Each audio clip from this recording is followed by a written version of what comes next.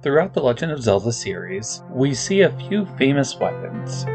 Virtually all of them are overshadowed by the Master Sword, of course, but other powerful weapons exist, such as the Cajonland Sword, the Four Sword, and even the Big Goron Sword. The creator of these weapons are often unknown. In the game Majora's Mask, we get to meet two weaponsmiths, Gabora and Zubora, and after helping them out, Link is able to upgrade his Kokiri sword. The question I have today, given the nature of Termina, are the residents we see in that world actually real? More importantly, are Gabora and Zubora real? And if not, why do their names appear in other parts of the series? I'm Cornelius Belmont, and let's talk about the Gabora and Zubora mystery.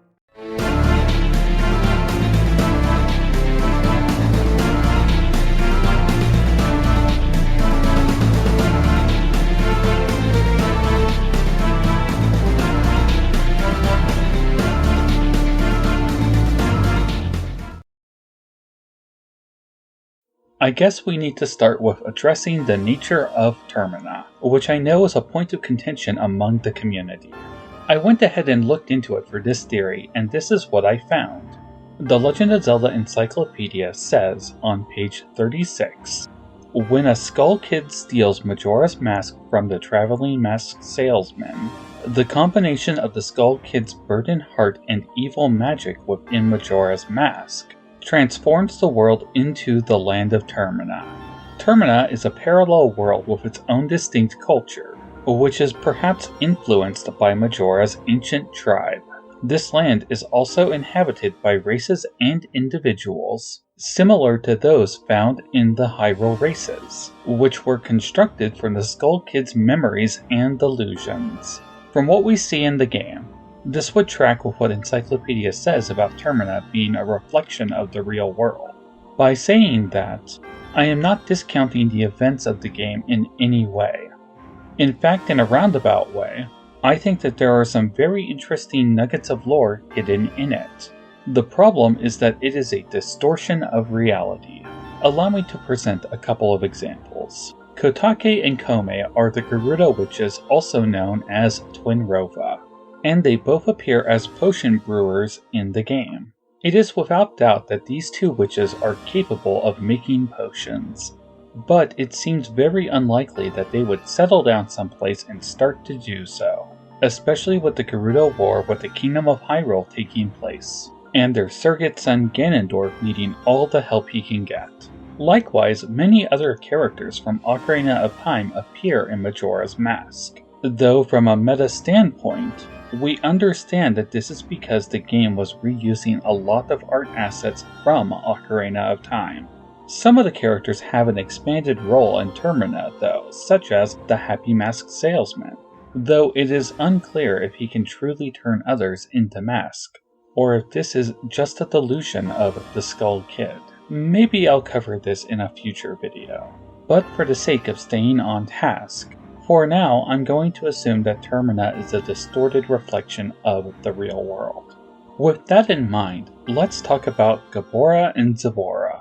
Following that line of logic, these two, along with everyone else we see in Majora's Mask, should exist in the real world in some capacity or another. Zubora appears to be a Hylian, while Gabora appears to be, well, I'm not really sure what species he is supposed to be. That is something we'll talk about a little bit later. With there being Termina counterparts of these blacksmiths, and the other characters we see in Termina being similar to their real counterparts, it is safe to say that these two also have a real-world counterpart. Not to mention that there is evidence of this in other games. While it is pretty well known in the Zelda community at this point, I need to bring up at this point that Phantom Ganon's sword that we see in The Wind Waker has Gabora Zubora written on it in Hylian text. Another sword of note that is likely connected to Ganondorf is seen in Twilight Princess inside the Arbiter's grounds. Zeltik did a video on this a bit back, though there has been a lot of speculation about it in the community predating his video. I'll link to his video in the description. That being said, I generally agree with his conclusions. This creature is effectively a Phantom Ganon we've seen before, and I absolutely believe that this sword belonged to Ganondorf, as there are many aspects of it that match with his armor. The most distinctive thing about this sword, though, is that it is bound with Ofuda, a protective Japanese charm used to ward off or bind evil spirits. You've probably seen them used in various anime and games before. Anyhow, there is a massive sword tied down with ropes with lots of these charms on it, and when Link cuts one of the ropes, the sword comes to life. Link then has to fight a ghost possessing the sword, a creature that the game files calls Death's Sword. How does this relate to Gabora and Zubora, you might ask? Well, I went and looked up the text that is on the sword, but was unable to find a match to any of the current alphabets in Zelda lore. I then went ahead and looked up the Japanese name of the monster, and that is when I found something really interesting. In Japanese it is called Gabora no Ken, which would translate to Sword of Gabora. Now you might think that Gabora and Gabora are two different names, and you would be right. However, I have two follow-ups to that. First, the name Gabora no Ken, or Sword of Gabora, is metadata and not necessarily something that players are supposed to be able to see. Second, it is very likely that the name Gabora is a typo. I'm about to go into some detail about the nuance of Japanese language, so go ahead and jump to this timestamp if you want to skip the minutia. The name Gabora is written in katakana, which is the Japanese alphabet used for foreign words, and often those are names or really inappropriately placed phrases you might hear in anime music or special attacks. The point being is that there was a conscious choice here to make the name foreign in nature, and as such I speculate that this may actually be a typo. See, the writing conventions in Japanese language generally falls into a set of syllables, with the vowel sound following a consonant. As an example, you may hear Gagi Guge Go, or Bobby Bube Bo.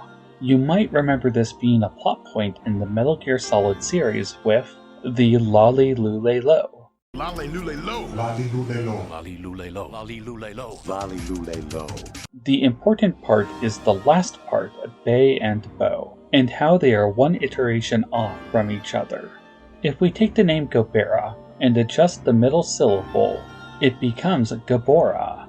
With that, it suddenly all makes sense and we would have the Sword of Gabora. Given that this could have been a very easy mistake to make, and that this is metadata players weren't exactly meant to see, such a typo could easily have been ignored with no real consequences. If we take that speculation into account, suddenly everything fits with there being a new Ganon Spectre using a sword, complete with an inscription on it like we see in The Wind Waker. Consider also that The Wind Waker came first, with Eiichi Aonuma being more or less forced to create Twilight Princess due to fan backlash, and so he may have just carried over some similar concepts to Twilight Princess. I do find it odd that it is just Gabora, but I've got some more speculation for that. With all of that build-up out of the way, here is my conclusion involving this sword, as well as the one we see in The Wind Waker. I believe that in some place in Hyrule, perhaps closer to the desert, there existed two blacksmiths named Gabora and Zubora. I believe that Gabora is of a race of creatures from beyond the borders of Hyrule. With his massive build, he doesn't look like a Hylian, and he also has very limited speech. His Hylian partner Zubora is in charge of the business, and the one who usually deals with the customers. During the events of Ocarina of Time, when we see Ganondorf in the castle as young Link, I believe that Ganondorf was in the process of commissioning a new weapon from them. Fast forward a little, Link has ruined Ganondorf's extortion scheme to claim the 3 spiritual stones, and as a result, he is ransacking the place with the princess and Impa fleeing for their lives. Ganondorf then confronts Link, and is notably unarmed in the encounter. He blasts Link with a bolt of energy before leaving. Ganondorf then follows Link to the Temple of Time, where he hitches a ride to the Sacred Realm and to the Triforce. That brings us to the time split. We will start with the adult timeline. Link sleeps for 7 years, and during that time, Ganondorf is all-powerful with the Triforce of Power. While laying waste to Castletown, along with the other terrible things he does, he eventually returned to Gabora and Zubora, and probably forced the two to finish the weapon he commissioned, which was a massive greatsword. The fate of the two blacksmiths beyond this point is unknown. 7 years later, the Hero of Time would show up. Eventually, Princess Zelda would reveal herself just in time to get damseled, and there would be a big showdown that results in Ganondorf getting sealed in the Sacred Realm. After the battle, Zelda would send Link back in time, removing the hero from the timeline. Ganondorf would eventually break free from the Sacred Realm, and with no hero to stop him, the goddesses would then flood Hyrule. Ganondorf is left with the Triforce of Power, and so he eventually decides to remake his Phantom, this time giving his greatsword to it to use. After all, he has a new pair of swords now, along with an awesome new kimono. Next, let's talk about the Downfall timeline, since its events play out similarly leading up to the final battle. The timeline presented to us states that the hero is defeated, but doesn't explain how he was defeated. It could be that Link didn't find enough pieces of heart to survive Ganon, or maybe something a bit more elaborate took place that led to his defeat. What is clear is that Ganondorf, after the hero's defeat, managed to claim both the Triforce of Wisdom and Courage, and then was sealed away by Zelda and the Six Sages inside his corrupted Sacred Realm, along with a unified Triforce at his command. This would then lead to the Imprisoning War, talked about in the prologue to A Link to the Past. Meanwhile, in the child timeline, Link returned to his childhood and tattles on Ganon in the garden to Zelda. With evidence against Ganondorf and his plan being thwarted, he eventually returned to the blacksmiths looking for his new weapon. Zubora, being loyal to the kingdom, would refuse to participate, and I imagine Ganondorf would deal with him in some way or another, and then force Gabora to finish the commission. Without the guidance from his partner, and Gabora being a large lumbering creature, he would end up creating a huge sword that Ganondorf would eventually collect. Gabora, being unable to write in Hylian, would then write his name on the weapon in his native language. Later on in the upcoming Gerudo War, Ganondorf ends up creating a phantom creature to possess this weapon, a creature that the hero of Twilight would eventually encounter in the Arbiter's grounds. Meanwhile, the hero of Time on his adventures in Termina encounter a distorted version of the two blacksmiths, who in turn improve his Kokiri sword. Let's summarize. Gabora and Zubora are two blacksmiths that we see in Termina in the events of Majora's Mask. The world of Termina is a distorted reflection of the real world, meaning that a version of Gabora and Zubora exists in the real world. During the events of Ocarina of Time, those blacksmiths took on a commission from the Gerudo King, who was in the process of pledging his loyalty to the Kingdom of Hyrule. Events then differ depending on which time split you follow. In the adult timeline, Ganondorf gains the Triforce of Power, and using it conquers the kingdom. Gabora and Zubora, having submitted to his power, completes the great sword that Ganondorf commissioned, even though he didn't really need it. About 7 years later, the hero of Time would appear. Once the princess reappeared, Ganondorf would abduct her and lure the hero to his castle, so that he could take their pieces of the Triforce. During their climatic fight, Ganondorf would change into his dark beast form. Upon Ganondorf's defeat, he would return to his Gerudo form and then be sealed away in the Sacred Realm. Generations later, he would break free from the realm and begin to conquer the land once again, this time unhindered by the hero. At some point he would take the sword crafted by Gabora and Zubora and create a new phantom to wield it with. a creature that would eventually be defeated by the Hero of Winds. In the Downfall timeline, the Hero of Time is defeated by Ganondorf, who then steals the Triforce of Courage and Wisdom. He transforms into his Dark Beast form. This time, however, Zelda and the sages are able to seal Ganon away in the Sacred Realm, which would lead to the events of the Imprisoning War spoken about in the prologue to A Link to the Past.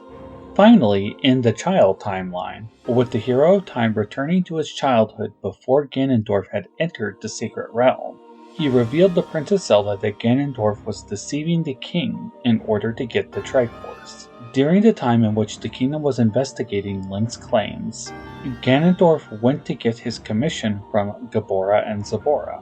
With the rumors of Ganondorf's deceit running through the kingdom, Zubora refused to make a weapon for Ganondorf, and so Ganondorf forced Gabora to make him a weapon by himself.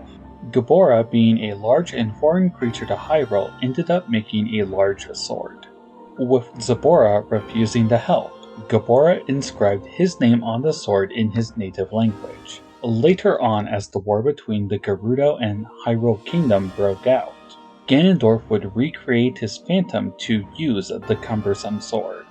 Years later, when the war came to its end, Ganondorf would be imprisoned in Arbiter's Ground, and Gabora's sword would also be sealed there under many protective charms. This seal would eventually be disturbed and the phantom dispatched by the Hero of Twilight. Thank you guys for watching the episode. This is a new channel and it will need all the support it can get, so please like and subscribe to help it grow. Going forward, my channel may not be focused entirely on Zelda theories, but considering it is one of my favorite franchises, it's likely to get a lot of the spotlight. In them, I tackle some interesting theories that I've never seen other YouTubers talk about. Feel free to leave your comments below regarding the video, and I will make sure to try to answer them. I welcome all feedback, though I request you keep it constructive. Thanks again for watching. This is Cornelius Belmont signing off.